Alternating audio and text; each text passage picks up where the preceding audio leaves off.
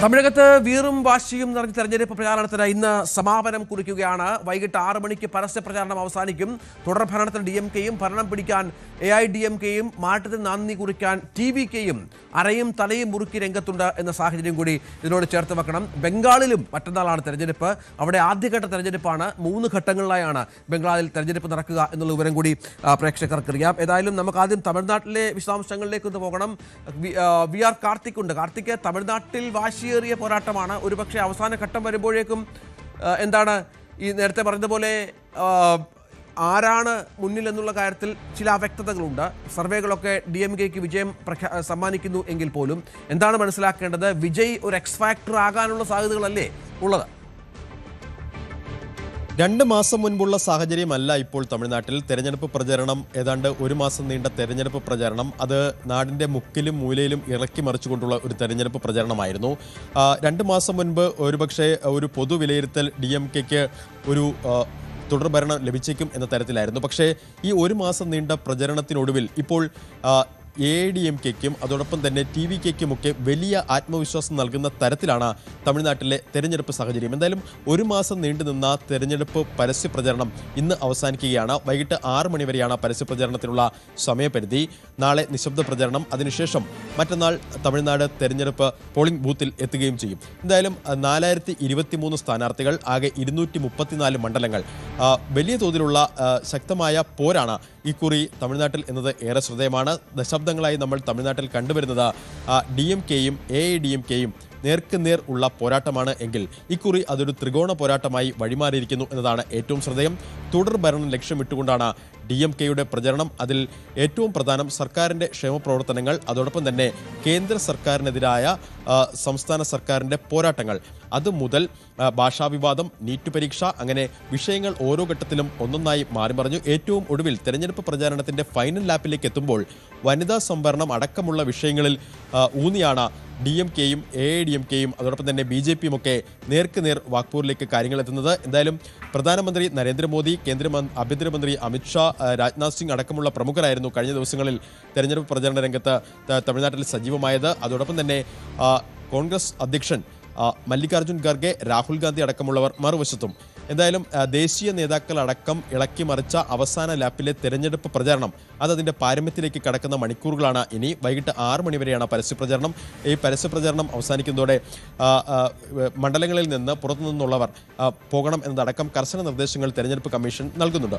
എന്തായാലും വാശിയേറിയ ഒരു തെരഞ്ഞെടുപ്പാണ് തമിഴകത്ത് ഇക്കുറി എന്ന് തന്നെ പറയണം. TVK എന്ത് മാറ്റം തമിഴ്നാട്ടിൽ കൊണ്ടുവരും എന്നതാണ് അതിൻ്റെ ഒരു രാഷ്ട്രീയ ആകാംക്ഷയാണ് ഇത്തവണ തമിഴ്നാട് തെരഞ്ഞെടുപ്പിനെ അതിൻ്റെ ഏറ്റവും വലിയ പ്രത്യേകതയും.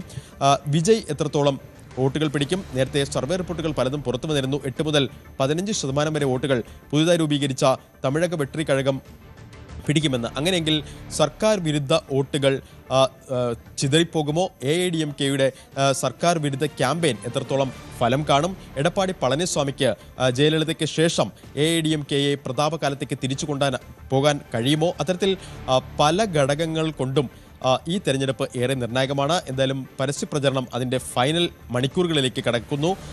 ആവേശം അലതല്ലുകയാണ് തമിഴ്നാട്ടിൽ. ചെന്നൈയിലാണ് ഇന്ന് സ്റ്റാലിൻ്റെ പ്രചരണം, മറ്റുള്ളവർ മണ്ഡലങ്ങൾ കേന്ദ്രീകരിച്ചുകൊണ്ടുള്ള പ്രചരണം. അതോടൊപ്പം തന്നെ മറ്റ് സംസ്ഥാനങ്ങളിലെ മുഖ്യമന്ത്രിമാരടക്കം രംഗത്തിറക്കിക്കൊണ്ടാണ് NDA ക്യാമ്പിൻ്റെ പ്രചരണം. ഇന്നലെ ചന്ദ്രബാബു നായിഡു പല പൊതു സമ്മേളനങ്ങളിൽ സംസാരിച്ചു. ഇന്നും അദ്ദേഹം തമിഴ്നാട്ടിൽ തെരഞ്ഞെടുപ്പ് പ്രചരണത്തിൽ സജീവമാണ്. എതിർപക്ഷത്താവട്ടെ അരവിന്ദ് കെജ്രിവാളിനെ അടക്കം ഇറക്കിയാണ് ഈ പ്രചരണത്തെ നേരിടുന്നതും. എന്തായാലും വീറും വാശിയും നിറഞ്ഞ 1 മാസം നീണ്ട പരസ്യ പ്രചരണത്തിന് തമിഴ്നാട്ടിൽ ഇന്ന് സമാപനമാകും. വൈകിട്ട് 6 മണി വരെയാണ് പരസ്യ പ്രചരണം ഉള്ളത്. കാർത്തിക്, നമുക്ക് ബംഗാളിലേക്കൊന്ന് പോകണം. അവിടെയും സമാനമായ സ്ഥിതിയാണ്. രാജ്യം ഉറ്റുനോക്കുന്ന തെരഞ്ഞെടുപ്പാണ്. BJP അധികാരം പിടിക്കുമോ എന്നുള്ള ചർച്ചകളുണ്ട്. ദീദിയുടെ യുഗം തീരുമോ എന്നുള്ള ചർച്ചകളുണ്ട്. ഏതായാലും ബംഗാളിലും വാശിയേറിയ തെരഞ്ഞെടുപ്പാണ്. നിരവധി ആരോപണ പ്രത്യാരോപണങ്ങൾ കടന്നു വരുന്നു. നരേന്ദ്രമോദിയും അമിത്ഷായും ഒക്കെ പൂർണ്ണമായും ശ്രദ്ധ ചെലുത്തുന്ന സ്ഥലം. ദീദിയാകട്ടെ അധികാരം നിലനിർത്താൻ വലിയ ശ്രമങ്ങൾ നടത്തുന്ന ഒരു സ്ഥലം. എന്ത് മനസ്സിലാക്കണം ഈ അവസാന ലാപ്പിൽ?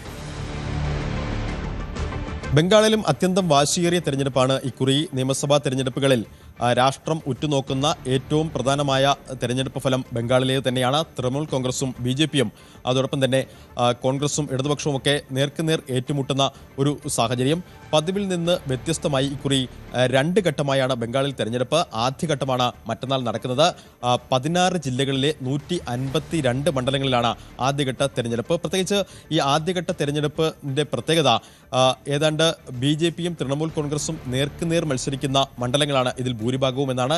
കഴിഞ്ഞ നിയമസഭാ തെരഞ്ഞെടുപ്പിൽ BJP 77 സീറ്റ് നേടിയിരുന്നു. ആ 77 സീറ്റിൽ 59 സീറ്റുകളും ഈ ആദ്യഘട്ടത്തിലെ തെരഞ്ഞെടുപ്പിലാണ് ഉള്ളത് എന്നതാണ് ഏറ്റവും വലിയ പ്രത്യേകത. കഴിഞ്ഞ തെരഞ്ഞെടുപ്പിൽ തൃണമൂൽ കോൺഗ്രസ് 215 സീറ്റുകളാണ് നേടിയത്. അതിൽ 92 സീറ്റുകൾ വിജയിച്ച 92 സീറ്റുകളും ഈ ആദ്യഘട്ടത്തിലാണ് അവിടെ തെരഞ്ഞെടുപ്പ് നടക്കുന്നത്.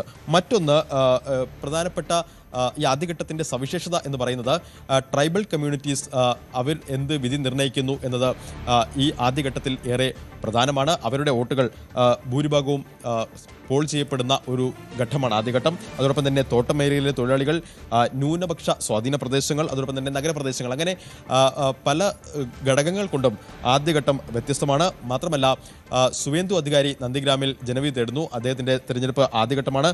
ശക്തമായ പോരാട്ടം നടക്കുന്ന മണ്ഡലങ്ങളാണ് ഈ ഒന്നാം ഘട്ടത്തിൽ എന്നതാണ് ഏറ്റവും ശ്രദ്ധേയം. എന്തായാലും മുർഷിദാബാദ്, ഈസ്റ്റ് മിഡ്നാപൂർ, വെസ്റ്റ് മിഡ്നാപൂർ, ചാർഗ്രാം, പുരുളിയ, അതോടൊപ്പം തന്നെ ബംഗുര, വെസ്റ്റ് ബർദമാൻ, ബീർഭൂം അടക്കമുള്ള ജില്ലകളിലെ മുഴുവൻ മണ്ഡലങ്ങളിലും തെരഞ്ഞെടുപ്പ് ആദ്യഘട്ടമാണ് എന്നതാണ് പ്രത്യേകത. അങ്ങനെ 16 ജില്ലകളിലെ 152 മണ്ഡലങ്ങളിൽ ആദ്യഘട്ടം. രണ്ടാം ഘട്ടം ഏപ്രിൽ 29-നാണ്. 142 മണ്ഡലങ്ങളാണ് രണ്ടാം ഘട്ട തെരഞ്ഞെടുപ്പ് നടക്കുക. എന്തായാലും SIR മുതൽ വനിതാ സംവരണം വരെയുള്ള വിഷയങ്ങൾ സജീവ ചർച്ചയായ തെരഞ്ഞെടുപ്പിൽ വങ്കനാട്ടിൽ വിധി എന്താകും എന്നാണ് രാഷ്ട്രീയ ആകാംക്ഷ. പരസ്യപ്രചരണം ഇന്ന് ആദ്യഘട്ട തെരഞ്ഞെടുപ്പിന്റെ പരസ്യപ്രചരണം ബംഗാളിലും ഇന്ന് അവസാനിക്കുകയാണ്. VR കാർത്തിക്കാണ് വിവരങ്ങൾ പങ്കുവെക്കുന്നത്. കൂടുതൽ വാർത്തകൾക്ക് News 18 Keralam YouTube channel subscribe ചെയ്യുക.